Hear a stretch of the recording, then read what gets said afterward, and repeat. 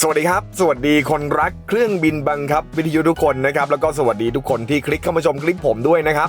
วันนี้จะพาไปเฟิร์สไฟลท์เครื่องบินเทรนเนอร์บังคับวิทยุนะครับเป็นเครื่องบินไม้บันซ่าทั้งลำเลยคุณผู้ชม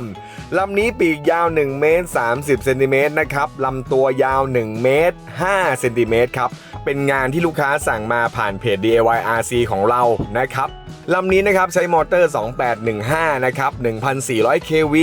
สปีด40 แอมป์นะครับแล้วก็ใช้แบตเตอรี่แค่3เซลล์เท่านั้นนะครับส่วนเซอร์โวที่ใช้นะครับเป็นเซอร์โวมินิ9 กรัมทั่วไปนะครับเป็นเซอร์โว Power Pro เฟืองเหล็กนะครับส่วนงานขายเครื่องบินบังคับของผมนะครับถ้าเป็นงานขายนะผมจะทำการเลเซอร์คัตให้ทั้งหมดเลยนะครับแต่ว่างานที่ทำลงช่องเนี่ยส่วนใหญ่เนี่ยจะเป็นงานมือสามารถทำตามได้นะครับแต่ว่างานขายเนี่ยเน้นงานเลเซอร์คัตอย่างเดียวส่วนเครื่องบินบังคับของเรานะครับคุณผู้ชมจะสั่งเป็นลำตัวทั้งลำแบบนี้ก็ได้จะสั่งแบบพร้อมบินก็ได้หรือว่าจะสั่งเป็นชิ้นส่วนบางชิ้นก็ได้นะครับอย่างเช่นต้องการแค่ปีกอย่างเดียวต้องการลำตัวอย่างเดียวหรือว่าอยากได้แค่ปีกโฟมเปล่าๆนะครับเอาแบบขัดหรือไม่ขัดหรือว่าจะฝังสปาหรือไม่ฝังจะเอาแบบไหน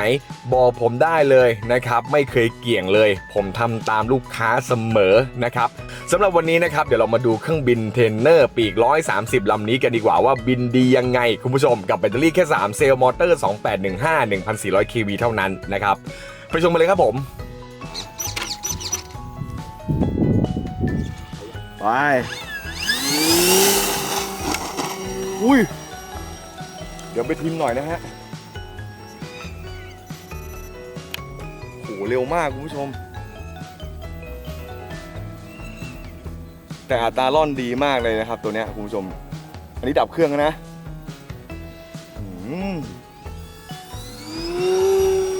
เดี๋ยวปรับทิมหน่อยนะครับโอเค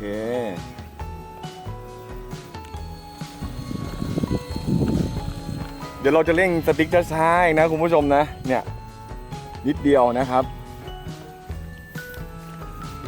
นี่แหละแอร์ฟอยล์มันเป๊ะเห็นไหมคุณผู้ชมเครื่องบินไม่สวยไม่ว่านะครับขอแอร์ฟอยล์ที่มันแบบเป๊ะๆไว้ก่อนนะครับแอร์ฟอยล์เครื่องบินบังคับนะครับผมแนะนำนะอย่าไปตัดเองแบบว่าไม่มีแบบนะครับแอร์ฟอยล์สำคัญมากคุณผู้ชมนะฮะบินช้าๆชิวๆเกาะอากาศดีมากนะครับเร็วได้ช้าได้นะครับสำหรับเครื่องบินเทรนเนอร์บังคับวิทยุลำนี้ครับผมสวยเลยคุณผู้ชม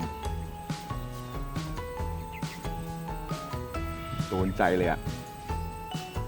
นี่ฮะวิวที่นี่ก็สวยนะฮะดู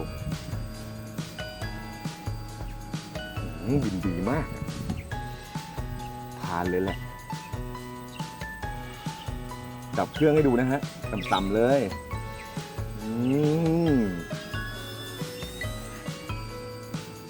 บินชิวจริงคุณผู้ชม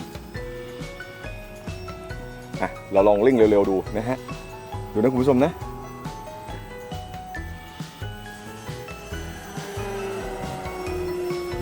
อีกหน่อยนึงเดี๋ยวแบตจะหมดละ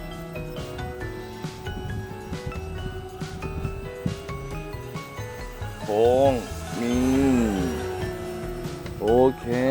หมุนหน่อย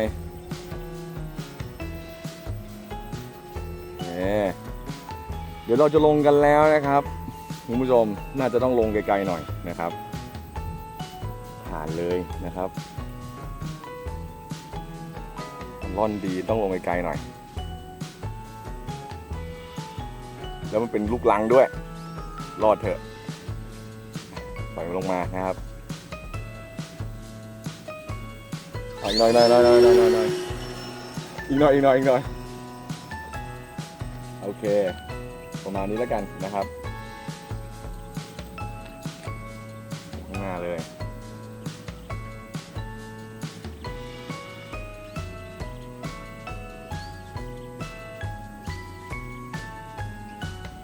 ลงแล้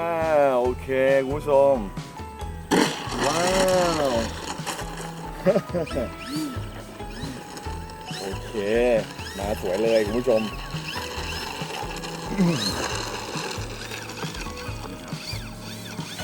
โอเคลำเนี้ย ถ้าสนใจติดต่อได้นะครับทำขายนะคุณผู้ชมนะทุกอย่างที่เกี่ยวกับเครื่องบินบังคับขายหมดนะครับไม่ว่าจะเป็นเครื่องบินไม้เครื่องบินโฟมหรือว่า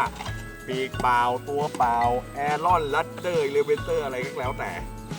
ขายหมดแยกชิ้นขายหมดนะครับสนใจติดต่อได้นะคุณผู้ชมนะวันนี้ขอบคุณมากๆนะครับที่เข้ามาชมคลิปผมครับสวัสดีครับ